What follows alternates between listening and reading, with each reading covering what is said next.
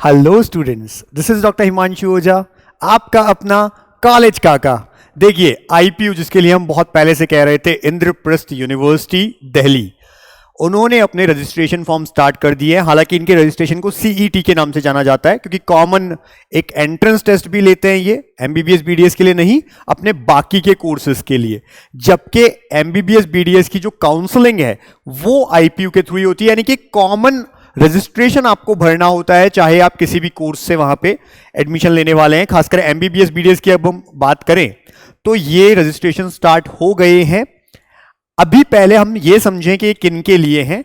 वो स्टूडेंट्स जो या तो दिल्ली के डोमिसाइल हैं, दिल्ली में ही रहे हैं, या फिर जिन्होंने 11-12 दिल्ली से किया है। बहुत सारे बच्चे होते हैं राजस्थान, यूपी, हरियाणा, बिहार और भी कहीं के, जो हिमाचल होता है, जो कि पढ़े रहते अपने स्टेट में, लेकिन 11-12 उन्होंने दिल्ली से की होती है। इस केस में भी वो आईपीयू के लिए एलिजिबल है। लेकिन इंपॉर्टेंट बात, ऐसे बच्चों को अगर कैटेगरी का बेनिफिट चाहिए, ईडब्ल्यूएस, ओबीसी, एससी, एसटी, जो भी, तो दिल्ली से बना हुआ सर्टिफिकेट वहां पे बहुत इंपॉर्टेंट है। तो दिल्ली से बना हुआ सर्टिफिकेट, चाहे स्टेट का है या सेंट्रल का है, दिल्ली से बना हुआ, वो इंपॉर्टेंट होता है। ये भी अभी हम आपको बता देंगे, वरना एडमिशन नहीं होगा। रिजर्व कैटेगरी की हम बात कर रहे हैं। दूसरा, ऐसे स्टूडेंट्स जिनके पेरेंट्स की बात करें वो आर्मी में रहे हैं या डिफेंस में रहे हैं, उन्हें भी यहाँ पे स्पेशल कोटा मिलता है। और जैसे हमको पता है आईपीयू में एक कॉलेज एसीएमएस भी होता है, ठीक है, जो कि इसी के लिए army college of medical science. तो ऐसे कॉलेज में, एसीएमएस में, बाकी बच्चों के लिए भी ओपन सीट्स हैं और रिजर्व सीट्स हैं कुछ ऐसे लोगों के लिए भी जिनके वार्ड, यानी जो एमबीबीएस बीडीएस में कर रहे हैं वो वार्ड हैं और वो खुद, यानी कि उनके पेरेंट, वो डिफेंस में रहे हैं या आर्मी में रहे हैं पर्टिकुलरली, तो उनके लिए यहां पर सीट रिजर्व होती हैं। ये सारी चीजें आपको समझनी है कि क्या क्या अभी स्टार्टिंग में हमको बात करनी है। सबसे पहले, ये जब आप गूगल पे केवल इंद्रप्रस्थ यूनिवर्सिटी आईपीयू लिख देते हैं, कई बार कंफ्यूजन होता है कि जीजीएस आईपीयू, क्योंकि इनका पूरा नाम गुरु गोविंद सिंह इंद्रप्रस्थ यूनिवर्सिटी है, जीजीएस आईपीयू। एक इनकी खुद की वेबसाइट है और एक आईपीयू एडमिशन की अलग से वेबसाइट है। तो आपको यहां जाना है, दैट इज ipu.admission.nic.in, ipu.admission.nic.in, इस वाली वेबसाइट पे जाना है, जो कि बहुत हद तक एमसीसी जैसी दिखती है। यहां पर आपको इन्वर्ट पेज है उसी का, जो हमने वाइट दिखाया अभी, उसी का इन्वर्ट पेज है ये। अब देखिए यहां पर आपके सामने क्या है, यहां पर ये इस तरह से ओपन हो जाता है। आईपीयू रजिस्ट्रेशन लिखा हुआ है, हैज बीन स्टार्टेड। हालांकि स्टार्ट तो 17-18 तारीख से इन्होंने कर दिए थे, लिख दिया था, लेकिन ब्रोशर रिलीज नहीं किया था। और एमबीबीएस बीडीएस के लिए 22 तारीख से इन्होंने स्टार्ट किया है, ब्रोशर को अब रिलीज किया है। इसलिए हम ये वीडियो अभी बना पाए, क्योंकि ऑफिशियली जब तक नई चीजें आती है तब तक किसी भी चीज को हम आपके सामने नहीं लेके आते हैं। चैनल को सब्सक्राइब नहीं किया हो, कर लीजिए, क्योंकि ऐसी बहुत सारी इंफॉर्मेटिव वीडियो लास्ट राउंड तक आपके साथ रहेगी। पेड काउंसलिंग चाहिए हमसे लास्ट राउंड तक, कि हम आपकी काउंसलिंग करें, आपको मेडिकल कॉलेज छोड़कर आए, नीचे नंबर दिया है, व्हाट्सएप करिए, लिखिए नीट यूजी पेड काउंसलिंग। अब देखिए यहां पे हमको रजिस्ट्रेशन मिलता है, हम नए आईपीयू रजिस्ट्रेशन 2023 में जाएंगे, क्लिक करेंगे। जैसे ही हम जाते हैं आगे खुल जाएगा। अभी फिलहाल यहां पर मैं आपको बेसिक बात बता रहा हूं क्या क्या है। 1500 रुपीज के साथ आप अपना रजिस्ट्रेशन स्टार्ट करें, जो कि यहां पर ऑनलाइन रजिस्ट्रेशन कर रहे हैं आप। हालांकि ये काउंसलिंग के लिए ही है, आईपीयू अपना एग्जाम अलग से नहीं करवाता है, नीट का एग्जाम ही होता है, स्कोर उसी का वैलिड होता है। 19 मार्च से इन्होंने लिख दिया है, जबकि अभी इनका ब्रोशर भी आ गया है।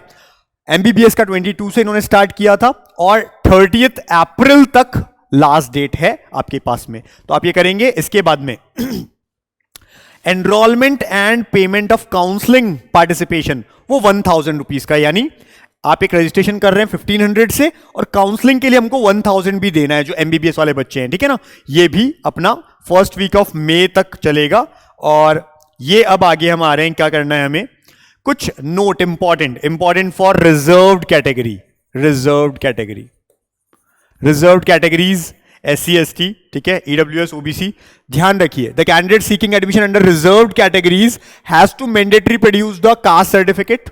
आगे लिखा है इन हिज या हर नेम उनके नाम से बना हुआ होना चाहिए। Time of enrolment for online centralised counselling, the certificate in the name of either of the parent, यानी मदर या father, is not acceptable.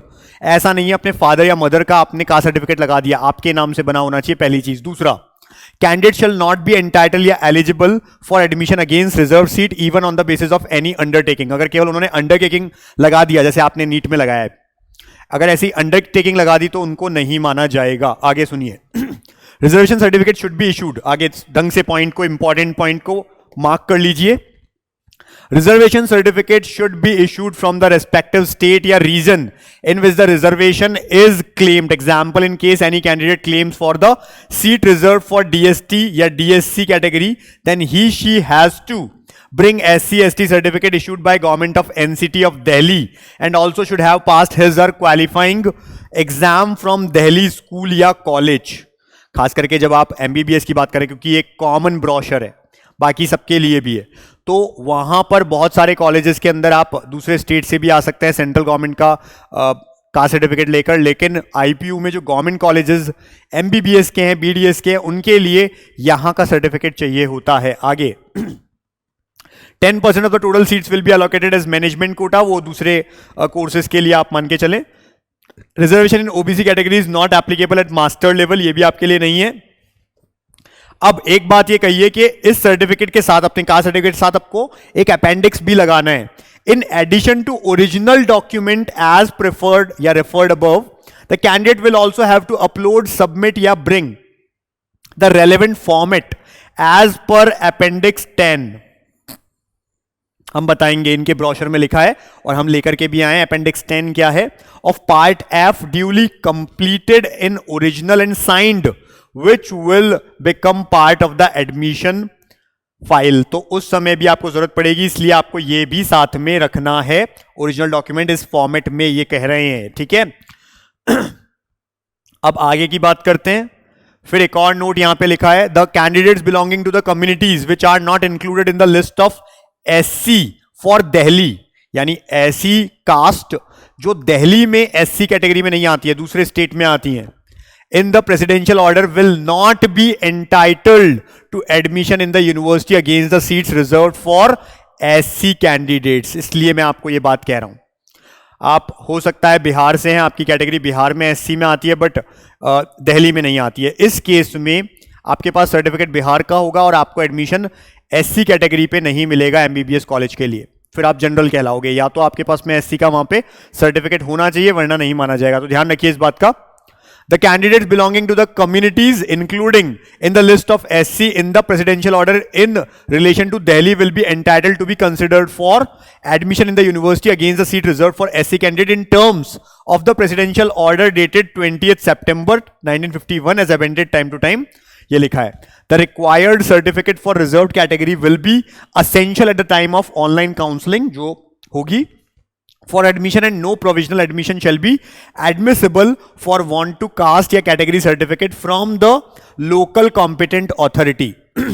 Further, the caste या category certificate should invariably be in the name of candidate, उनके parent के नाम पे नहीं होना चाहिए। In case of married women applying only course under reserved category, the applicant has to produce the caste certificate in her name, ठीक है। However, for central government institutes, जैसे आईपीयू में कुछ सेंट्रल गवर्नमेंट इंस्टीट्यूट्स भी हैं, if affiliated seat allocation will be on the basis of seat matrix by the central government institute on the institutional receipt from government of India.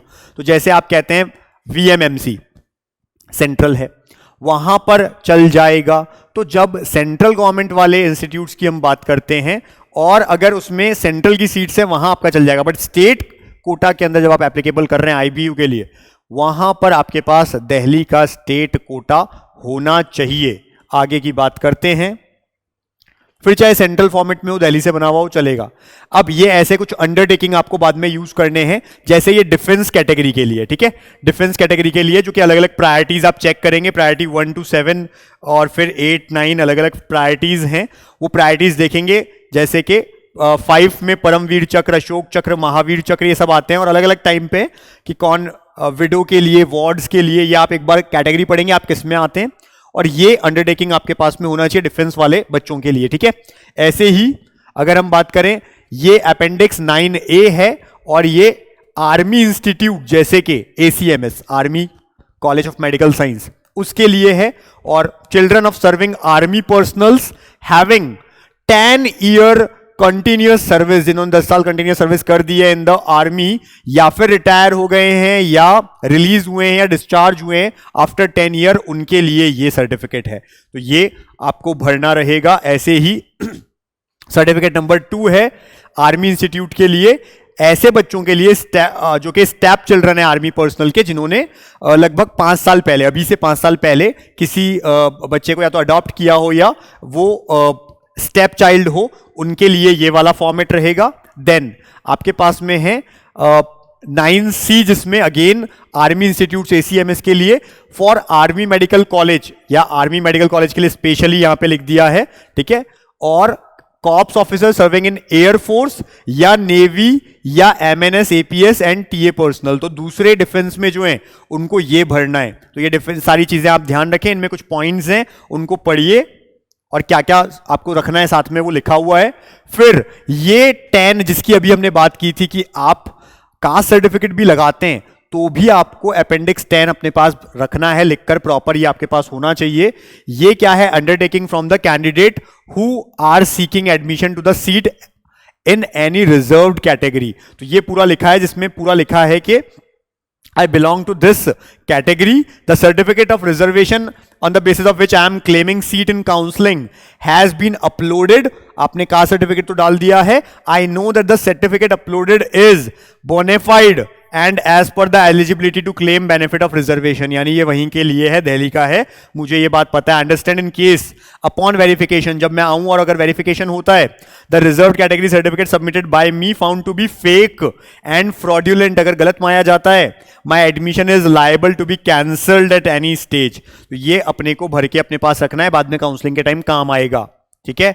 फिर हम जैसे ही जाते हैं रजिस्ट्रेशन पे, ऐसा ओपन हो जाता है। अभी हमको ये नहीं भरना है, बिल्कुल MCC जैसा है या NTA जैसा है, आपने नीट भरा था वैसा ही है। ये देखिए, यहां पर आपको नहीं आना है स्टार्टिंग में, पहले आपको फ्रेश कैंडिडेट रजिस्ट्रेशन में जाना है। जब रजिस्ट्रेशन कर लेंगे, पासवर्ड वगैरह जनरेट कर लेंगे, उसके बाद आप यहां से आके वापस रजिस्टर करेंगे, जैसे आपने नीट में NTA में किया है। तो आप फ्रेश रजिस्ट्रेशन में जाएंगे। अब पूछा जा रहा है आई एग्री पे जाएं, टिक करें, आगे बढ़ जाएं।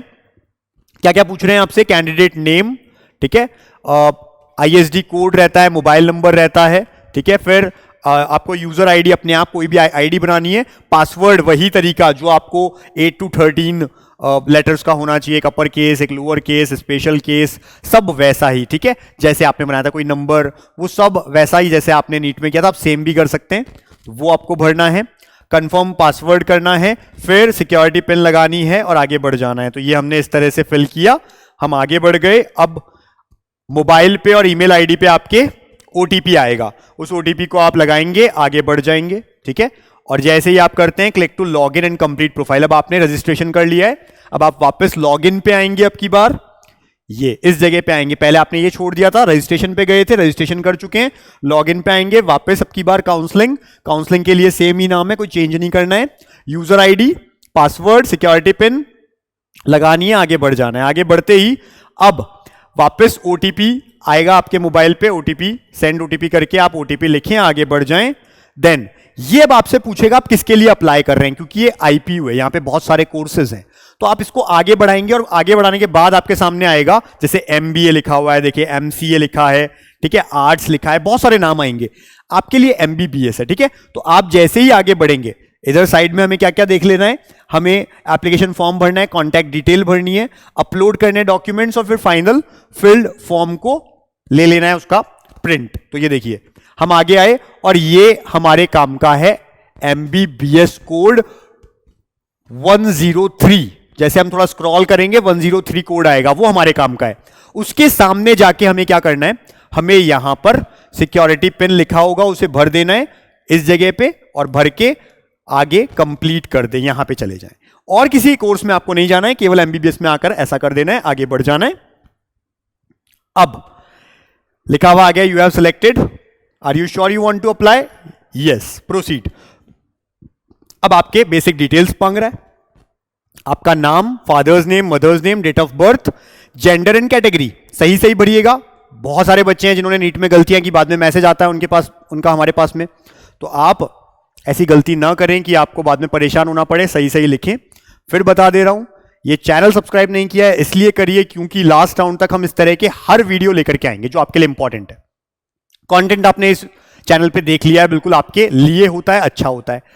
फिर किसी बच्चे को ये चाहिए होता है कि हम तो काउंसलिंग भी पूरी आपसे कराएंगे, गवर्नमेंट कॉलेज हो चाहे प्राइवेट हो चाहे कुछ भी हो, लास्ट राउंड तक आपको सपोर्ट करना है। इवन नेक्स्ट ईयर जब तक आपको रिफंड नहीं मिल जाता अपनी काउंसलिंग का, जो काउंसलिंग में आपको पैसे जमा करने होते हैं 1-1 लाख रुपए, प्राइवेट के लिए 2-2 लाख रुपए, वो रिफंड नहीं मिल जाता, तब तक हम आपके साथ हैं। तो अगर आपको ऐसा करना है, जो व्हाट्सएप नंबर दिया है इस पे लिखे, व्हाट्सएप करें नीट यूजी पेड काउंसलिंग। आगे देखिए, जैसे ही हम आगे बढ़ते हैं, डेट ऑफ बर्थ ये सब चीजें भर के, अब हमारे पास में हमारी एड्रेस पूछता है, कॉरेस्पॉन्डेंट एड्रेस, ठीक है, आपका name, locality, state, pin code, सब लोकेलिटी, कंट्री, डिस्ट्रिक्ट, ये सब चीजें भर देनी है। और अगर सेम है प्रेजेंट परमानेंट तो आपको दोनों पे टिक कर देना है। तो आप यहां पे टिक लगा देंगे कि हाँ एज सेम एज कॉरेस्पॉन्डेंस, तो ये सेम हो जाएगी। सेव एंड नेक्स्ट पे चले जाएंगे और आगे जाकर के आप नेक्स्ट एक्नॉलेज में आ जाएंगे और अलग अलग चीजें आपके सामने रहेंगी, ठीक है। तो ये अब इसके बाद में आपसे डॉक्यूमेंट अपलोड करने के लिए कहेगा, ऑलरेडी मैंने बता दिया डॉक्यूमेंट्स, वही आपका फोटो, सिग्नेचर, कास्ट सर्टिफिकेट है, वो अपने पास सारी चीजें जो भी होनी चाहिए आप भर के ढंग से सबमिट कर लें और आगे बढ़ जाएं। लास्ट में अपना एप्लीकेशन फॉर्म निकाल लें। अब देखिए यहां पे कुछ और चीजें जो आपके लिए इंपॉर्टेंट है वो मैं एक बार बता देता हूं आपको। जीजीएस आईपीयू में अगर गवर्नमेंट कॉलेजेस की बात करें, कौन कौन से कॉलेजेस, मेडिकल कॉलेजेस आते हैं, तो देखिए यहां पर आप अलग अलग सीट्स के लिए, यहां पे वेरियस सीट्स के लिए काम कर रहे हैं, ठीक है। 150 सीट्स वर अवेलेबल, ठीक है। The UG 21,150 seats were available. फिर यूजी काउंसलिंग अलग अलग है, 100%, ठीक है। 85% स्टेट कोटा, वो सब बात बताई हुई है कि किस किस के लिए होती है, कहां होती है, ठीक है। फिर बात करें, ये है हमारे पास में, देखिए कॉलेजेस की बात करें तो अलग अलग कॉलेजेस के लिए, जैसे एसीएमएस, जैसे आपको पता है वीएमएमसी में भी अलग अलग सीट्स क्राइटेरिया होता है, NDMC, north Delhi medical college, BSA, already हमने सब चीजें आपको पहले बता रखी है, तो उन्हीं कॉलेजेस के लिए। एसीएमएस के लिए जो भी पॉइंट्स दिए हैं आप अच्छे से पढ़ लेंगे, जो भी एक्स सर्विसमैन हैं या डिफेंस वार्ड के स्टूडेंट्स हैं, तो या डिफेंस पर्सन्स के वार्ड हैं, वो सब अच्छे से चीज़ों को पढ़ेंगे। और बाकी लोगों के लिए भी ये चीज़ें अच्छे से पढ़ें, तो कैटेगरी वगैरह सब चीज़ें क्लियर होनी चाहिए। फिर आप सब चीज़ों को ध्यान रखें, अच्छे से पढ़ लें। कोई दिक्कत आती है व्हाट्सएप कर सकते हैं आप हमारे नंबर पे। प्रॉपरली रजिस्ट्रेशन करना है, गलत नहीं करना है। फिलहाल ये रजिस्ट्रेशन है, इसको करके छोड़ दीजिए। पासवर्ड वगैरह अपने पास लिख के रखिए, जैसे आपने नीट का भरा है वैसे ही सब चीज़ें। बाद में नीट का एग्जाम होगा, एग्जाम होके रिजल्ट आएगा, रिजल्ट आके वापस आपसे ही रजिस्ट्रेशन स्टार्ट होंगे। आपने रजिस्ट्रेशन कर रखा है, अब फिर आपको सीधा यहां पर जाकर काउंसलिंग स्टार्ट करनी होगी, चॉइस फिलिंग करनी होगी, या जो भी उनके इंस्ट्रक्शन होंगे उसको फॉलो करना होगा, वो हम टाइम टू टाइम बताते रहेंगे। फिलहाल रजिस्ट्रेशन कर दीजिए। अगर आप एमबीबीएस बीडीएस के अलावा कोई दूसरे कोर्सेज के लिए हैं तो आप आईपीयू में वो कोर्सेज चूज कर सकते हैं, अपना प्रॉपर एप्लीकेशन फॉर्म फिल कर सकते हैं। तो आने वाले टाइम में हम और इस तरह के दूसरे कोटा से रिलेटेड कौन कौन से ऐसे डिफरेंट एग्जाम्स हैं या एमबीबीएस से रिलेटेड ऐसी काउंसलिंग है जहां पे कम कट ऑफ में भी एडमिशन होता है, उसके बारे में भी आपको बताएंगे, वीडियोस लाएंगे। बने रहिए, चैनल को सब्सक्राइब करिए। पेड काउंसलिंग चाहिए व्हाट्सएप करिए। अच्छे से अच्छा आपको नीट का एग्जाम देना है और अपने बेस्ट जो चाहते हैं डिजायर्ड मेडिकल कॉलेज में पहुंच जाना है। All the best.